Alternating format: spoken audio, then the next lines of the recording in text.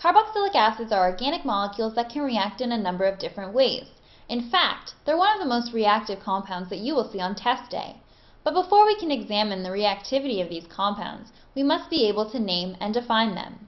My name is Alyssa, and in this video, we'll do just that.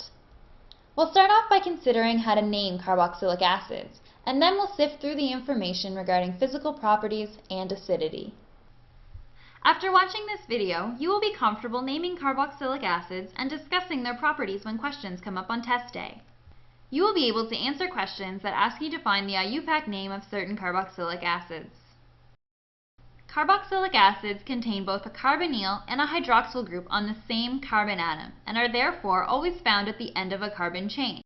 To name these molecules, the first thing to note is that carboxylic acid functionalities have top priority in naming, and so the name of these molecules will always end in oic acid. When naming, the way in which we number the parent carbon chain is important, and so for carboxylic acids, it has been denoted that the carbonyl carbon is carbon number 1. Let's try naming this carboxylic acid together.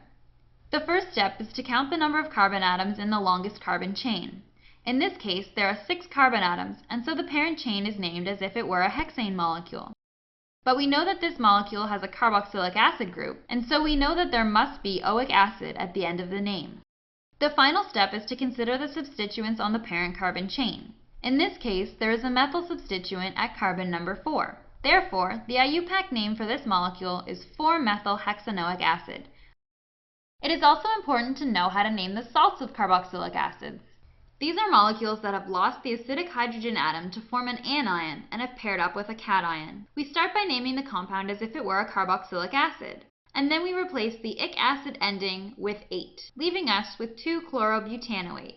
Then, we must acknowledge the counter ion, and this goes at the beginning of the name. Therefore, this compound is sodium 2-chlorobutanoate. There are a number of carboxylic acids that have common names that are used instead of the formal IUPAC names. For example, methanoic acid is commonly called formic acid, ethanoic acid is called acetic acid, and propanoic acid is called propionic acid. The anions of these acids also have common names, as both the acid and the anion are important molecules within biological systems.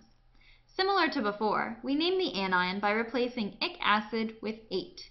Therefore, methanoate is commonly called formate, ethanoate is called acetate, and propanoate is called propionate.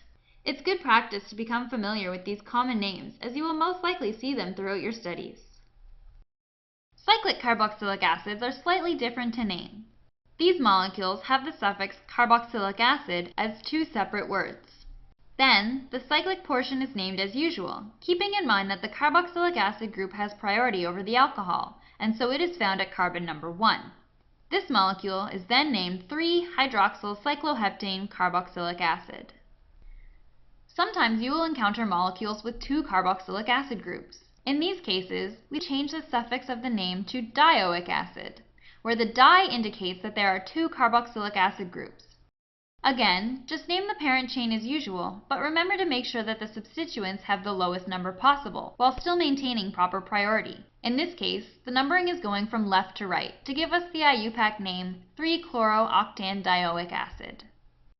There are a number of diacids that are commonly used as synthetic precursors, and so these molecules also have common names.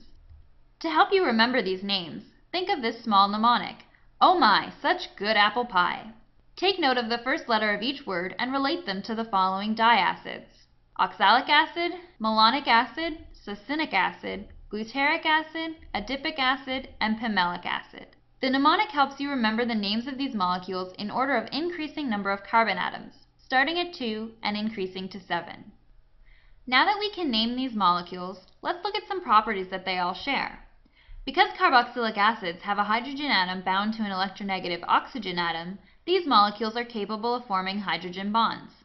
This directly affects such physical properties as the melting and boiling points. Let's compare the properties of acetone, a compound that cannot undergo hydrogen bonding, with that of acetic acid. In acetic acid, hydrogen bonding occurs between the hydrogen of the hydroxyl group and the oxygen on the carbonyl group. Remember that hydrogen bonds are a strong form of intermolecular forces and are responsible for holding 2 or more molecules close together, and a lot more energy is required to separate them when trying to melt or boil the compound. When we compare these values to that in acetone, the temperature at which these phenomena occur is much higher in acetic acid than in acetone. The hydrogen bonding of acetic acid also makes it a lot less volatile than acetone. Think about your personal experience with these chemicals. You have all seen how quickly acetone evaporates when you use it on your glassware in the laboratory. Contrast this to opening a bottle of vinegar and spilling a bit on the counter. This liquid doesn't evaporate as quickly as acetone does, and you'll likely have to find some paper towel to mop up the vinegar. It's really interesting how such a small difference in chemical structure can lead to such large differences in physical properties. The final topic to explore is the acidity of carboxylic acids. When a carboxylic acid loses its proton, it forms a carboxylate anion and a hydrogen cation. Taking a closer look at this anion, we can see that this molecule is stabilized due to the resonance of electrons between the two oxygen atoms. Therefore, in solution, equilibrium will shift such that there are more carboxylate anions and hydrogen ions. Though these molecules are quite acidic, take note that compounds such as hydrochloric acid and sulfuric acid are even more acidic. These acids are considered strong acids and completely dissociate into their ions, whereas carboxylic acids, classified as weak acids, will only partially dissociate into the carboxylate and hydrogen ions. However, adding electron withdrawing groups to a carboxylic acid can increase the acidity of the molecule. We can compare molecules that have no withdrawing groups, few withdrawing groups, and many withdrawing groups. Here, the withdrawing group is the electronegative fluorine atom. The more fluorine atoms in the molecule, the more acidic that proton becomes. This has to do with the inductive effects of electron withdrawing groups. Electrons are drawn through the bonds towards the fluorine atoms and away from the acidic hydrogen atom. The stronger the pull of electrons towards the fluorine atoms, the weaker the oxygen-hydrogen bond becomes, and the more acidic the molecule will be. The opposite occurs for electron-donating groups like amines and ethers. Donating electrons towards the oxygen atoms strengthens the oxygen-hydrogen bond, and the acidity decreases. Now that we are familiar with the naming and properties of carboxylic acids, let's do some practice questions to solidify our understanding of these topics. This question is testing your knowledge on formal IUPAC naming for this carboxylic acid. The answer is D. The first step is to name the longest carbon chain, but to change the suffix to oic acid. Then, name all the substituents on that chain, keeping in mind that they must be in alphabetical order when they go into the name. Using this method, we can see that the answer is D. This question is asking you to think about what factors affect the boiling points of compounds by comparing three similar molecules. The answer is B. All three molecules have similar molecular weights, so that can't be what's affecting the boiling point. Remember that hydrogen bonding directly affects boiling point because it is a strong intermolecular force between molecules. Acetone has no possibilities for hydrogen bonding to occur. Acetic acid has 2, and 2-propanol has 1. The more hydrogen bonding, the stronger the molecules are held together, and the more energy that is required to separate the molecules and cause the mixture to boil. From these observations, we can determine that the lowest boiling point would be that of acetone, followed by 2-propanol, and then acetic acid. Answer choice B. Excellent work if you got both of those questions correct. In this video, we looked at how to name simple carboxylic acids and their salts.